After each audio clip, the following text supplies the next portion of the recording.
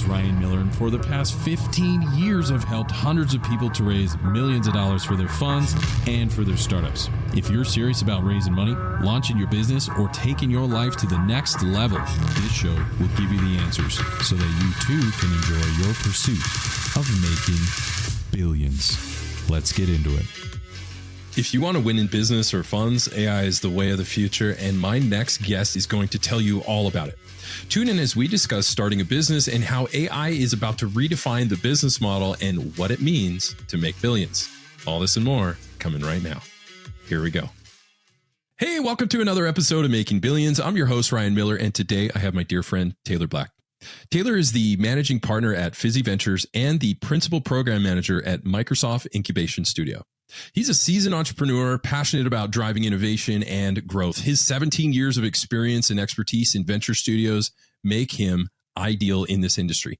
So what this means is that Taylor runs one of the most elite innovation studios in the world and is about to teach you some common sense strategies on how to build your company, startup, or fund in the right way. So Taylor, welcome to the show, man. Ryan, it is so great to be here. I've learned so much from the community that you've built over the years here, both from the episodes and just from the comments on all of the different ones that I've watched. And it's an honor to be here. Yeah, it's an honor to have you, man. We're in the top 2% in the world, and it's all because of amazing guests just like you, Taylor. So, it's an honor to have you here. I mean, Microsoft, Fizzy Ventures, 17 years. I mean, bro, you are firing on all cylinders. So I got to ask, how did you get started in this industry? Yeah, I've kind of been entrepreneurial from the beginning, starting with a yard work business in high school and helping start a venture studio at my business school in undergrad and a number of ventures along the way. It's one of those things I think that while it definitely can be taught, there's kind of an entrepreneurial itch that you just have to go after. And you're always kind of starting something, or even if you're in your current job, there's always a little side gig going because you have to see if there's a there on some sort of idea you have. So yeah, it's kind of been a lifelong journey for me in that entrepreneurial and intrapreneurial space. I love that. So let's jump right into it, man. Let's address the beginners, right? You and I have both been beginners, and some days I still feel like when I'm learning new things all the time. But for someone who's starting out, either launching a fund, which is a startup, launching a business, which is a startup, or doing a syndication in the early days, there's a lot of common threads.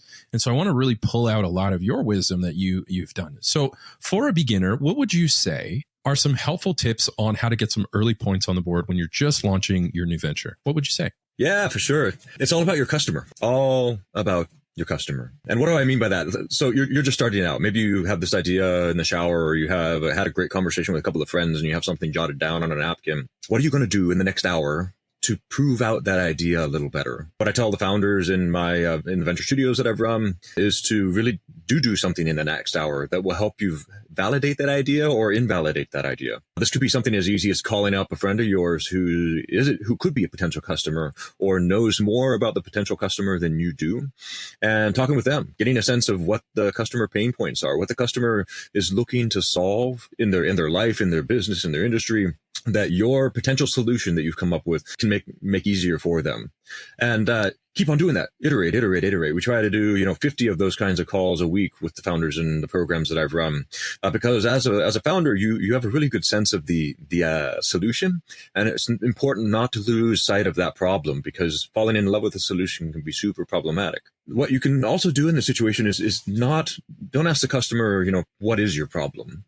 A lot of the times they might not entirely understand what their specific problem is, and more they go about their daily routine, and aspects of their problem might stand out to them, where really it's kind of a cohesive thing that you need to be paying attention to. So ideally, when you're asking a customer about the problem, ask them to tell you a story about, how what's a day in your life looks like. What's a day working with this particular product look like? As they go through that, as they illustrate it with, images, or even if you're able to watch them, that's even the highest bandwidth sort of feedback you can get. It's through that you really start to empathize with your customer and understand the customer's pain points, such that you can thirstily hang on to that in pursuit of a good solution for them. Okay, perfect. So really understanding your customer, and that same goes with funds. I remember you talked to me about that in other conversations we had. Is look, this principle is the same if you're a fund manager launching that venture.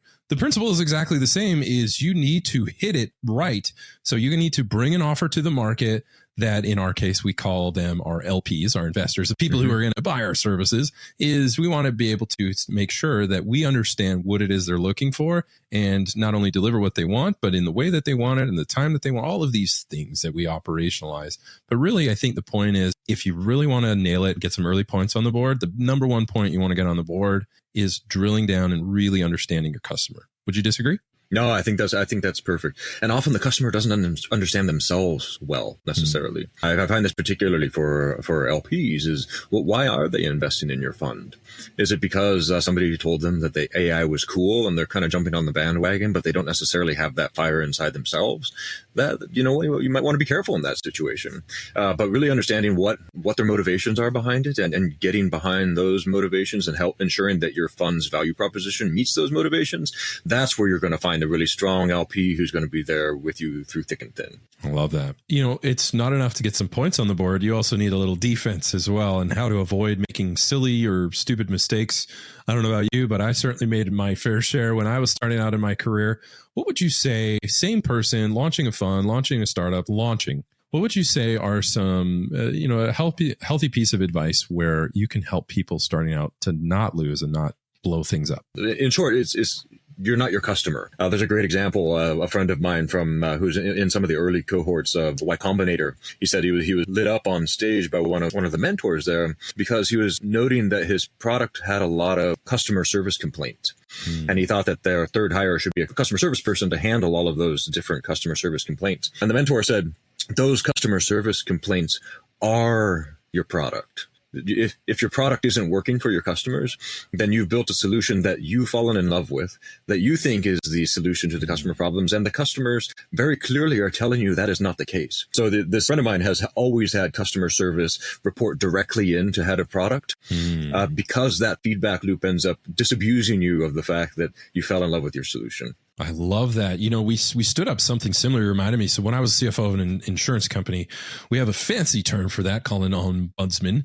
And that's basically the person that everybody who's pretty pissed off, you send them to that person. And arguably it wasn't. It was a well-run company, but every once in a while you have that. And I remember talking to this young lady. She was wonderful. She'd been with the company for a long time, but that can wear you down. And I said, you know what? I made that transition instantly. I said, you know what? There is a treasure trove of information that you are the guardian of. And I don't think you're getting the respect or the appreciation you want. Now, I obviously came from a venture mindset to say there is a ton of information that this person, it's not about vetting the complaints and trying to make things right. I mean, yes, it is that for sure. But it's also collecting and aggregating that information to help us see what we're missing. And that's the important part, is to say, this can go into future iterations of our product, or maybe the iteration means we need to do less, right? It's, maybe we offer less than what we're offering, is we're saying, look, we're offering too much. People are confused. I don't know. It could be, it's insurance. It's a pretty exciting industry, I'll tell you, but either way is having that. And I love that, is collecting the information. And it's tempting to stay away from the angry customers. Don't do that. Lean in and make sure that you understand and let them know that you are there to understand. If it's you or someone in your company, just make sure that we understand that if we're missing the mark, we need to know, number one, but we also need to be able to move fast, correct those things, right? And break things, as the saying goes in VC.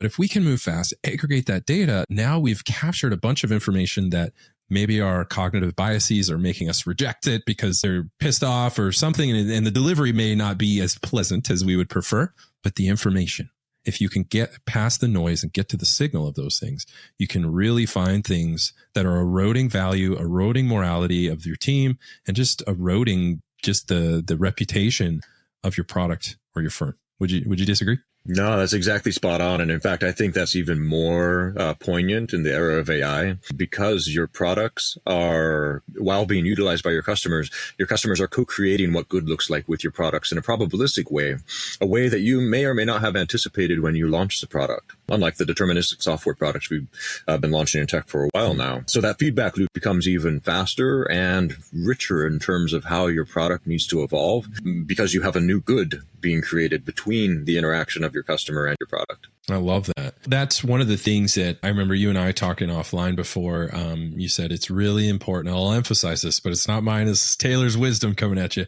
He said, you got to always make sure to check yourself, especially if you're an entrepreneur or emerging fund manager, whatever it is. You got to fall in love, not with your solution, but with the problem that you're trying to solve. So you stay laser focused on the problem you're solving, but be flexible on how to solve it. Is that right? It is. It is. I mean, that's where we've seen a number of great pivots in companies that we love and respect now, where they started out something very different, but had a bloodthirsty hold on the problem that they were trying to solve, and knew that the company or the solution that they originally planned wasn't the way to go, even though they might have loved that darling. Yeah, absolutely. And I've had those investments and stuff that you're like, oh, but it's, the potential, and you're just like, nobody wants it but you. And you're like, oh, but it's going to be so cool. And you start throwing out these different ideas in your head, and you're like, well, what if I just push a little bit harder? No, man, like read the tea leaves, understand the signs. Time to pivot, not time to persevere. And so I think what Taylor and I are talking about, if I could synthesize this, is just saying, know when it's time to pivot, know when it's time to persevere. That is an acquired skill. And I believe it was Reid Hoffman who said, if you're not embarrassed by your first launch, you waited too long, or something to that effect. And so it's like, just launch, get that thing done. And I know Y Combinator is another one of those things, is let's just launch. Let's get real world feedback. Maybe you get an ombudsman, maybe that's you. But either way, you need people to experience it.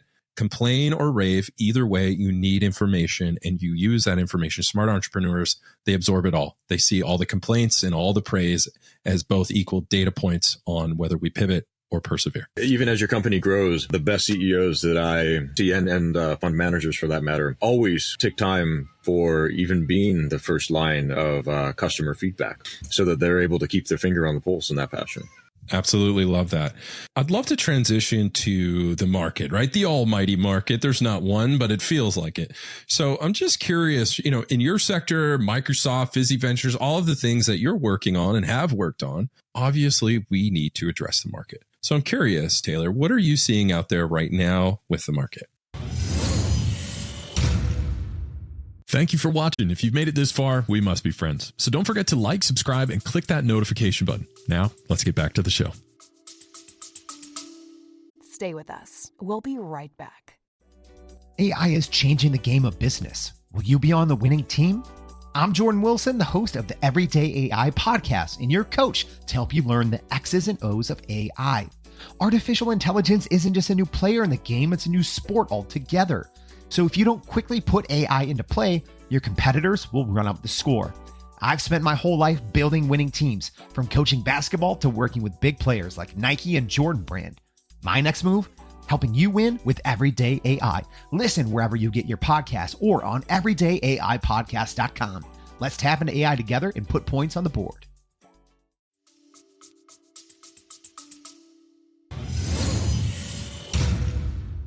Yeah, certainly. And I might be a little biased, Ryan, working where I do, but I'm super pumped about the way in which AI is going to change a number of different things for good overall. But definitely there's going to be a little bit of pain in the adoption process, as there has been for every major technological shift in the history of humanity. The first thing, of course, is AI is going to allow us to come up with new and fantastic ways of interacting with computers as humans. And just seeing how much we've been able to do with computers in the last 30, 40, 50 years, I'm astounded for this new modality of thought almost that we're bringing to our sides in the solving of the problems that we encounter and the problems that we face as humans. I'm also excited for the way in which it can really evolve our business model thinking. I think that we've really come across a great AI business model yet. I mean, even here at Microsoft, we're doing a whole bunch of experimentation in that, but our business models around AI, go back to the usual B2B SaaS models of, spinning Azure meters or making a subscription more sticky. And so I'm excited to see where the market takes the landing of this business value of AI to companies and to us as kind of a global economy, and really finding those business value propositions. Because right now, a lot of that business value proposition is tied up in being more productive, and being more productive is a squirrely sort of metric to kind of trace in terms of how do I account for that? Do my employees get to go home 2 days early because they were 30% more productive and didn't need those all 5 days, or how do I really measure that? So I'm excited for those pieces of the market landing that business value of AI. Yeah, I love that.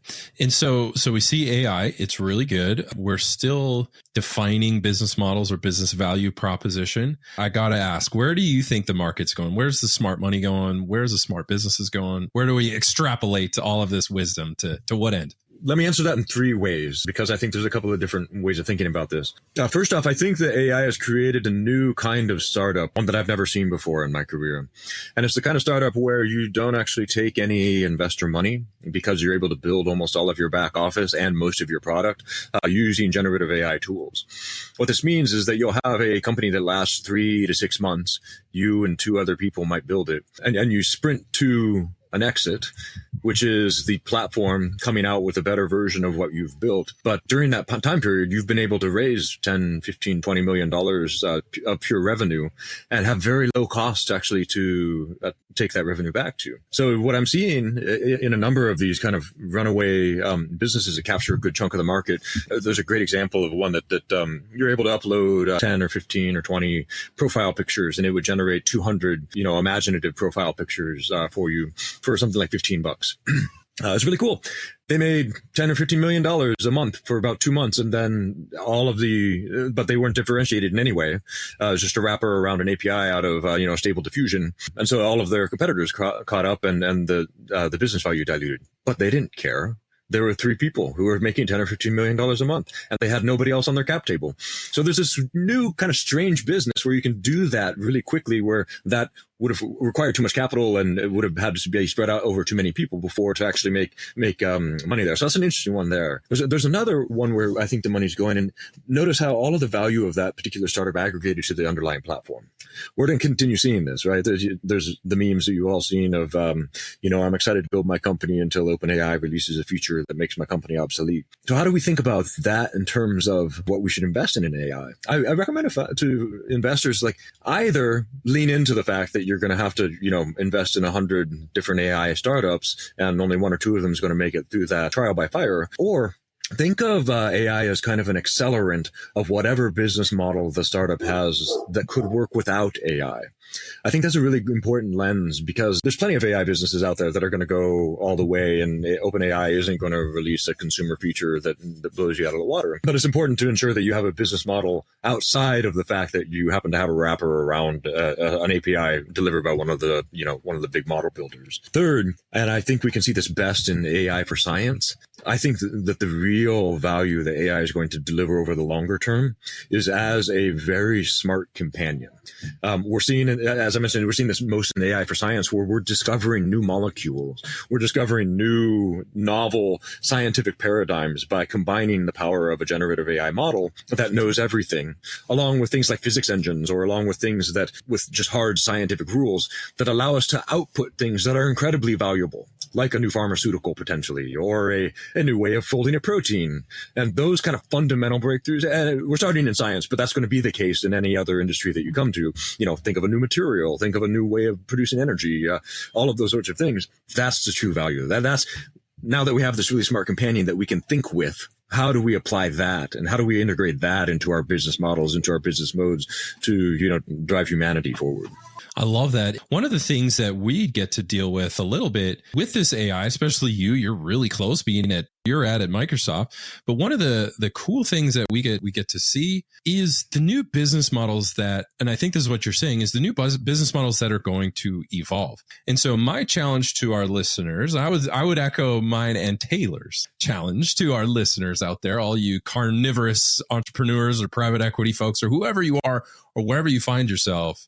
Think about it in this light, is that now we're seeing AI as this helpful tool. But essentially, I think what Taylor's saying here, and I wholeheartedly agree, is what you're actually seeing is you got to zoom out a little bit. You're too focused on the tool. If you zoom out and see it, what you're going to see, at least I do, at least Taylor does, is new business models altogether. And so you got to be careful, maybe, to not inject these new tools into old models. And in fact, you might actually just build a new model of how businesses are run. Can you see how big this opportunity is, folks? I know Taylor certainly can. I certainly can, is to say AI is more than a tool that allows you to get leads. Yeah, sure. It can do that. It can write your essay and help you cheat on an exam. But zoom out, and what we're seeing is you go to MBA or some grad school and they'll teach you sales, revenue, and P&L and your three financial statements. Yeah, sure. Okay. Those will still apply. But what we're saying is the entire business model, how businesses are built, structured, and operate is about to change. So you got one of two choices. Either You can wait for someone to do it. Sure, someone's going to figure it out. I think we're hearing the founder of OpenAI say, there will be $1 billion or $1 trillion company, something like that, he said, run by one person. And so what he's essentially saying, you see these people who are just up to their eyeballs in this industry, is they're saying, this is more than a tool, folks. This is more than just, oh, we're going to be able to automate a few things and maybe process our working capital faster. No, this is going to redefine how businesses are run, how investment funds are run, how compliance with the SEC, a little thing that we certainly favor over in this world, but all areas, if this goes the way we want, either follow somebody else or better yet, go and figure out how to redefine the business model. I think that's spot on. And I think really leaning into the fact that it's a companion in your own thinking. It's a modality of your own thought is it's weird to think about it that way, I think. And it's hard to really adopt that because of the interfaces that we're limited to at the moment. It's not a companion inside our head that we can kind of reason with or dialogue with. We have to do it through at least a chatbot interface at the moment. But treating it as that thought companion, as that dialogue partner, I think helps put us in the mindset that is most fruitful for utilizing this technology. I love that. This has been good, right? We've talked about markets. We talked about how to get some early points on the board, how to avoid blowing it up, but we're not done yet. With all of your experience and all the people that ask for your advice, I know if you hired me to be a CFO, and no, I'm not applying for a job, but if you did, and you paid me a ton of money, I've always got a few tricks up my sleeve to really help accelerate and give people the advantages they're looking for. So with that lead in, I'm curious, what are maybe 2 or 3 things, competitive advantages from all your experience that you can provide for our listeners today? Yeah, for sure. I mean, I might start out maybe echoing a little bit of what I touched on earlier, just with regard to how to think about AI. Remember what I said first about the customer. If you're not solving a customer problem with your business model and with your pursuit of product market fit, then the fact that you have AI in your product or AI in your company and you have AI all over your investor deck, it's not going to help you. Using AI as an accelerant to really drive your business model forward is key. And that's what you also look for if you're investing into AI startups. So maybe that's a fast kind of competitive advantage there. Second, I've always thought that humility and curiosity go hand in hand. And what I mean by that is that it's really hard to be actually curious if you're not also being humble. You can be super smart. You can know a lot about all of the things, but you're going to miss that customer problem. You're going to miss kind of the best parts of life if you continue to abstract away from things and don't remain, open to the experiences of working with other people, of really understanding where they're coming from, of, even appreciating nature as you walk down your sidewalk, during your lunch break or what have you. And the reason for that is that it's where you're spending your attention.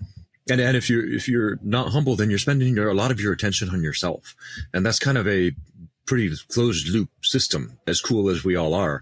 It's important to get that feedback from other people, from your environment, from the janitor as well as from the CEO. But there's also a little bit of that humility that allows you to, listen to the environment that a quiet mind can bring to. In some ways we can close ourselves off as like pure intellects rather than listening to what our bodies are trying to tell us or what our lived environment is trying to tell us. And so that's part of your feedback loop too, because that ends up being other in certain ways as well. To echo that, you've reminded me that I even did just quieting your mind. I heard about Ray Dalio. He's a big finance unicorn, but also someone that's pulled off some pretty impressive feats over his career in the hedge fund industry. And he's a big meditator.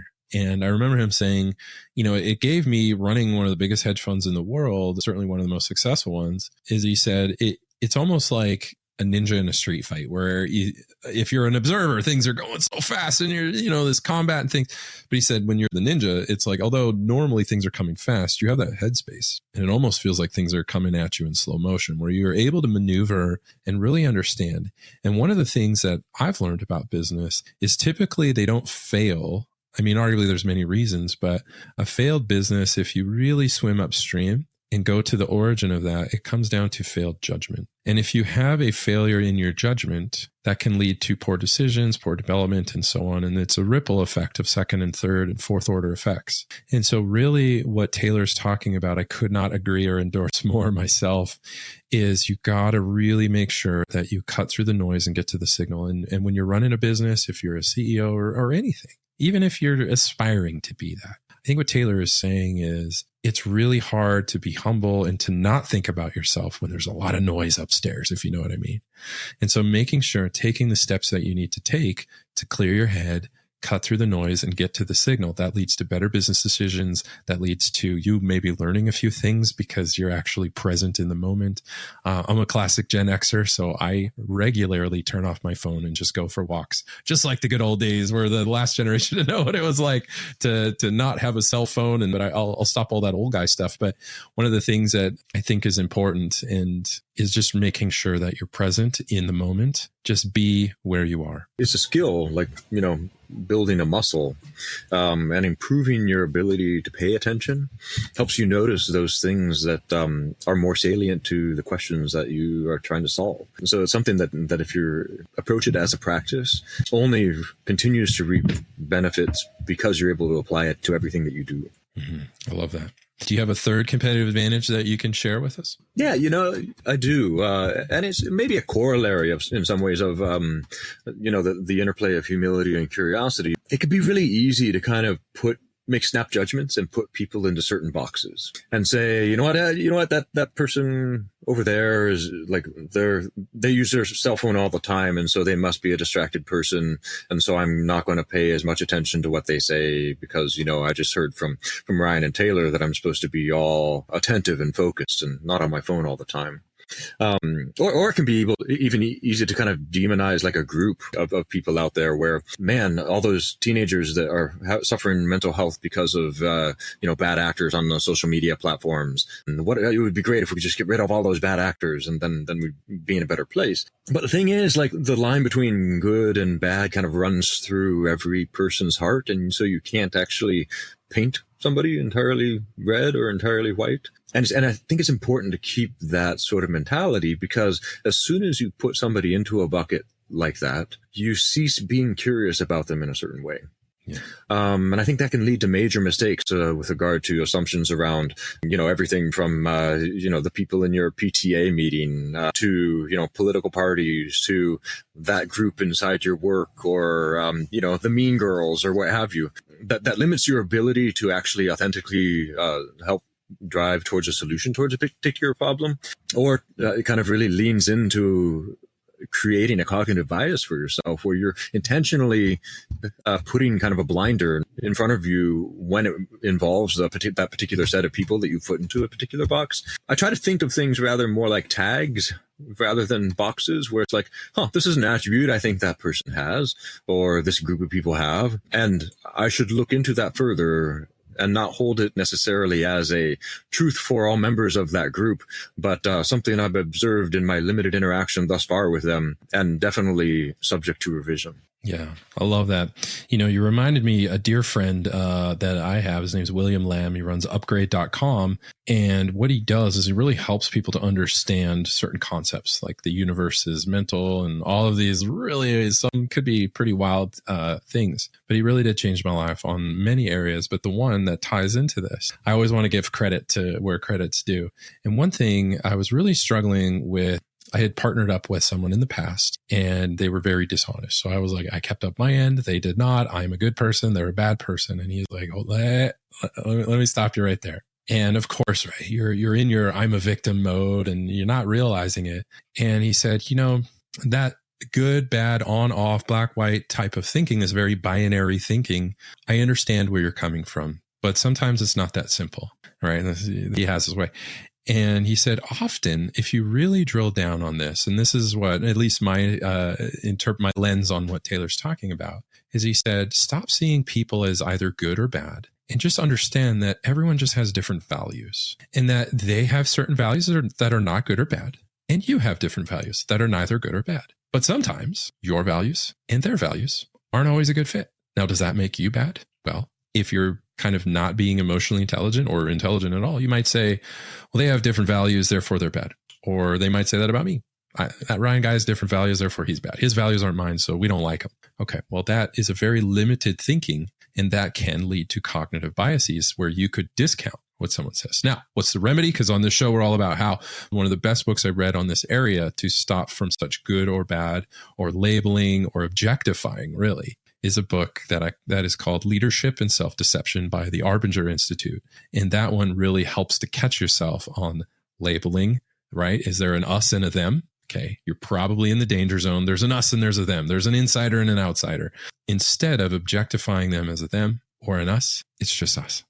And understanding that different values sometimes blend, sometimes they don't, but neither make you good or bad. They're just different. And really understanding people and appreciating from where they're at rather than you're not like me, so therefore you must be bad. And so I love what you're talking about, Taylor, and it hits near and dear to my heart. And so we really want to make sure that, look, we can get on and we could talk about business models, and we have, but really at the end of the day, these are people working with people. And if we're going to unlock value, it's unlocking the people's values, and that will extend into your company and into the world and help you achieve those dreams. So I absolutely love all of those competitive advantages. So before we wrap things up, is there any final remarks? Is there anything else you'd like to say? Any people, if they can reach out to you or where they can find you, anything at all? Yeah, totally. I mean, I'm very active on LinkedIn, so feel free to reach out to me there. And something you said too about the values there.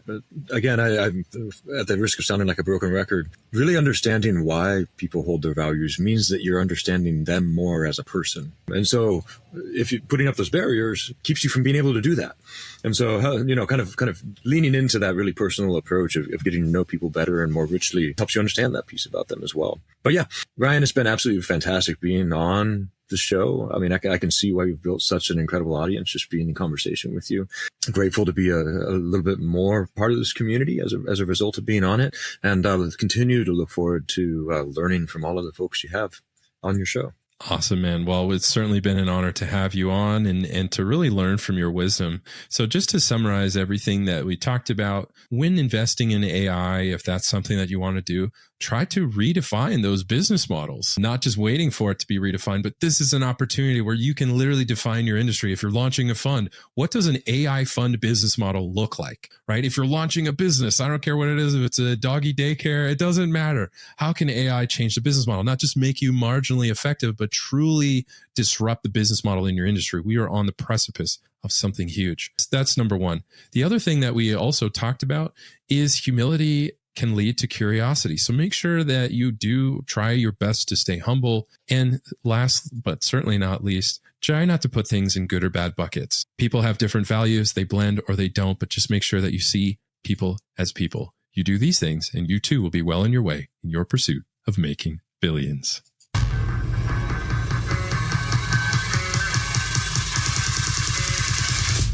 Wow, what a show. I hope you enjoyed this episode as much as I did. Now, if you haven't done so already, be sure to leave a comment and review on new ideas and guests you want me to bring on for future episodes. Plus, why don't you head over to YouTube and see extra takes while you get to know our guests even better. And make sure to come back for our next episode where we dive even deeper into the people, the process, and the perspectives of both investors and founders. Until then, my friends, stay hungry, focus on your goals, and keep grinding towards your dream of making billions.